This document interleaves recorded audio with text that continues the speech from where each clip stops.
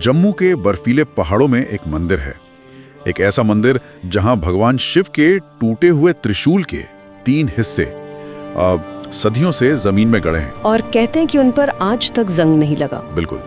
ये कहानी है एक दिव्य भूल की, एक असुर भक्त के अद्भुत बलिदान की और एक देवता के पश्चाताप की। आज हम सिर्फ एक मंदिर की बात नहीं करेंगे, है ना? नहीं, बिल्कुल नहीं। हम 3 पवित्र स्थानों मानतलाई, गौरीकुंड और सुधमादेव से मिलकर बने एक पूरे आध्यात्मिक भूगोल की एक गहरी पड़ताल करेंगे। और हमारे स्रोत क्या हैं इस पड़ताल के लिए? देखिए, हमारे पास कई यात्रा वृत्तांत हैं, कुछ स्थानीय लोक कथाएं हैं और सरकारी दस्तावेज भी हैं। तो हमारा मकसद है इन सभी धागों को जोड़कर ये समझना कि कैसे माता पार्वती के तपस्या से शुरू हुई एक कहानी एक भक्त की मृत्यु और फिर एक देवता के वरदान में बदल गई। और अक्सर ऐसी कहानियों में मंजिल से ज्यादा तो सफर महत्वपूर्ण होता है। स्रोतों में इस यात्रा का बड़ा ही दिलचस्प वर्णन है। उधमपुर और पटनी टॉप के पास से जब रास्ता कटता है तो नजारा पूरी तरह बदल जाता है। हाँ, एक यात्री ने अपने ब्लॉग में लिखा है कि वो सड़कें इतनी घुमावदार है कि हर मोड़ पर लगता है जैसे आप दुनिया से और दूर और खुद के और करीब आ रहे हैं। अच्छा।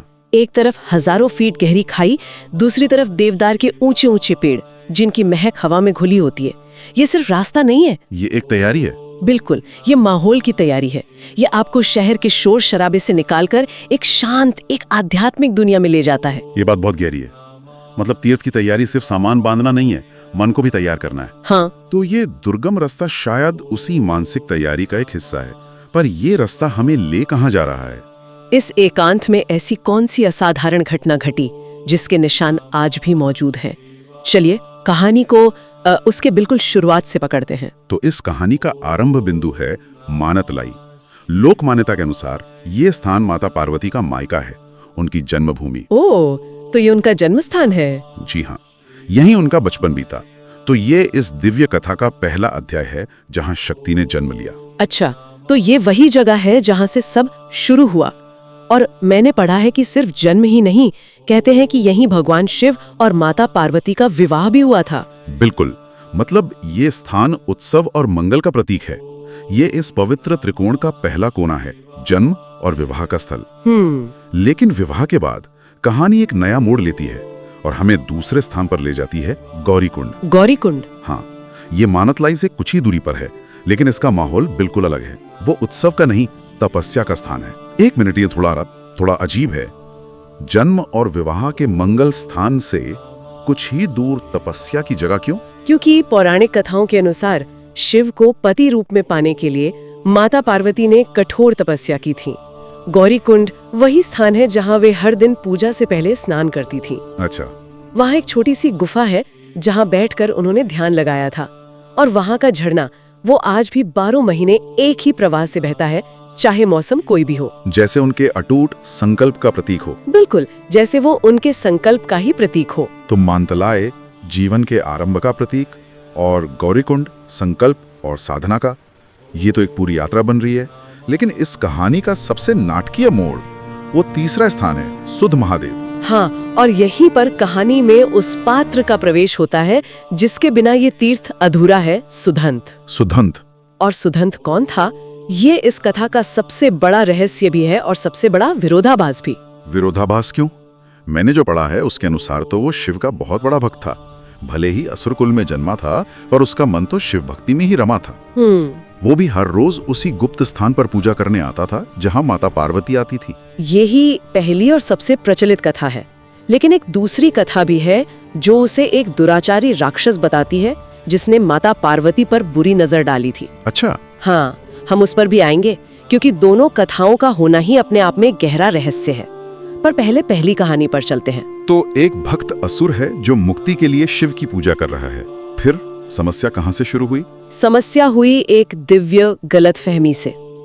एक दिन जब माता पार्वती पूजा के बाद अपनी आंखें खोलती हैं, तो अपने सामने एक विशालकाय असुर को खड़ा पाती हैं। उसके भयानक रूप को देखकर वो डर जाती हैं और जोर से चीख पड़ती हैं। और उनकी वो चीख सीधा कैलाश पर समाधि में लीन भगवान शिव तक पहुंचती है। यहाँ हमें देवताओं का मानवीय पक्ष देखना होगा। सही बात है। अपनी पत्नी की संकट भरी आवाज सुनकर शिव ने एक पल भी तर्क नहीं किया, सोचा नहीं। उन्हें लगा कि पार्वती किसी भयानक खतरे में है। ये तर्क का नहीं, विशुद्ध भावना और प्रेम का क्षण था। बिल्कुल। उन्होंने तुरंत अपनी पूरी शक्ति से अपना त्रिशूल पार्वती की रक्षा के लिए फेंक दिया। वो त्रिशूल बिजली की गति से आया और सीधा सुदंत की छाती में जा लगा। और यही वो दृश्य आता है जो सब कुछ बदल देता है। हाँ, क्योंकि जब त्रिशूल उसके सीने में धंसा था तब भी सुदंत के मुंह से दर्द की चीख नहीं निकली, बल्कि ओम नमः शिवाय का जाप निकल रहा था। वो अपने आराध्य के शस्त्र से मरते हुए भी उन्हीं का नाम ले रहा था। ये तो अविश्वसनीय है। मतलब शिव ने अपने ही भक्त को मार दिया। लेकिन एक सवाल मेरे मन में आ रहा है, पूछिए। अगर सुदंत रोज वहां पूजा करने आता था तो क्या माता पार्वती ने उसे पहले कभी नहीं देखा था? वो अचानक इस बार ही क्यों डर गई? ये एक बहुत अच्छा सवाल है और हमारे स्रोत इस पर पूरी तरह मौन है। अच्छा। और यही चुप्पी इस रहस्य को और गहरा कर देती है। कुछ व्याख्याएं कहती हैं कि शायद उस दिन सुदंत अपने असली असुर रूप में था, या शायद ये पूरी घटना होनी ही थी, ये नियति थी। तो शिव वहां पहुंचते हैं और देखते हैं कि उनका भक्त उन्हीं के हाथों मर रहा है। हाँ, और उस दृश्य को देखकर वे स्तब्ध रह जाते हैं। पश्चाताप और दुख से भरकर वे सुदंत को फिर से जीवन देना चाहते हैं, पर सुदंत मना कर देता है। वो मना कर देता है? हाँ, वो कहता है, प्रभु, अपने आराध्य के हाथों मृत्यु पाकर मोक्ष प्राप्त करना ही तो मेरा परम लक्ष्य था। आपने तो मेरी सबसे बड़ी इच्छा पूरी कर दी है। ये तो भक्ति की पराकाष्ठा है। उसने जीवन दान ठुकरा दिया और फिर उसने अपनी अंतिम इच्छा मांगी, है ना? जिसने उस स्थान का इतिहास हमेशा के लिए बदल दिया। सही कहा। सुदंत ने वरदान मांगा कि मेरा नाम सदैव के लिए इस पवित्र स्थान पर आपके नाम से पहले लिया जाए, ताकि आने वाली पीढ़ियां मेरी भक्ति को कभी भूल ना सकें। बिल्कुल। उन्होंने घोषणा की, आज से ये स्थान केवल महादेव नहीं बल्कि सूद महादेव के नाम से जाना जाएगा। पहले भक्त का नाम, फिर भगवान का। ये एक भक्त को दिया गया शायद सबसे बड़ा सम्मान है। और अपनी भूल और इस वरदान के प्रतीक के रूप में शिव ने उसी त्रिशूल के, जिससे एक निर्दोष भक्त का रक्त बहा था, उसके 3 टुकड़े कर दिए और उन्हें वहीं जमीन में गाड़ दिया। वे टुकड़े आज भी मंदिर परिसर में स्थापित हैं। वो लोहे के लगते हैं, पर हजारों साल बाद भी उन पर जंग का एक भी निशान नहीं है। 3000 साल और जंग नहीं? ये तो वैज्ञानिक रूप से भी हैरान करने वाली बात है। क्या स्रोतों में किसी धातु विशेषज्ञ का कोई विश्लेषण है, या इसे पूरी तरह से एक चमत्कार ही माना जाता है? इसे पूरी तरह से एक चमत्कार ही माना जाता है।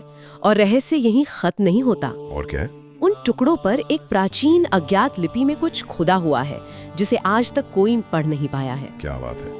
एक अनसुलझी लिपि।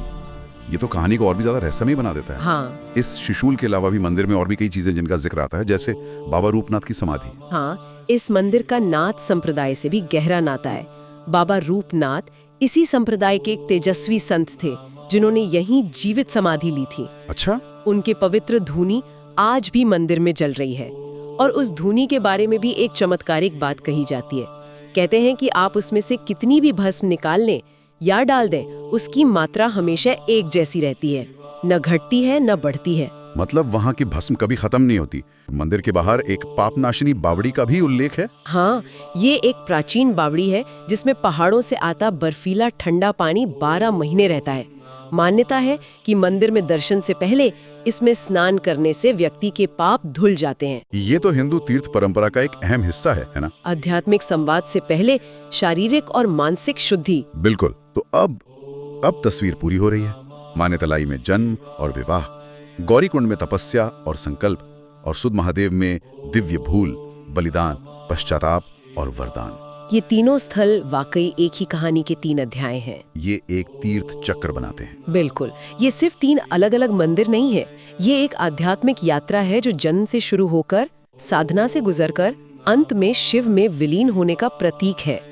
जब कोई यात्री इन तीनों स्थानों के दर्शन करता है तो वो अनजाने में ही माता पार्वती के जीवन की पूरी यात्रा को जी लेता है। तो आज की ये पड़ताल हमें एक ऐसी कहानी तक ले गई जो सिर्फ किसी अस्त्र या मंदिर की नहीं, बल्कि भक्ति, कृपा और पश्चाताप की एक गहरी गाथा है। ये दिखाती है कि ईश्वर की नजर में जन्म या कुल नहीं, बल्कि सच्ची भावना और भक्ति का महत्व है, भले ही वो एक असुर में ही क्यों ना हो। और ये हमें एक बहुत गहरे प्रश्न के साथ छोड़ जाती है। लोक स्मृति ने सुदंत की भक्त वाली कहानी को चुना, दुष्ट वाली को नहीं। इसने एक अचूक भगवान की कहानी के बजाय एक भूल करने वाले और पश्चाताप करने वाले भगवान की कहानी को सम्मान दिया।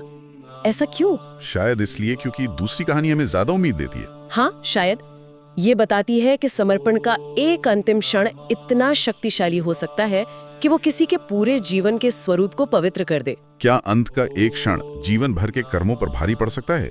ये एक ऐसा सवाल है जिस पर हर किसी को सोचना चाहिए।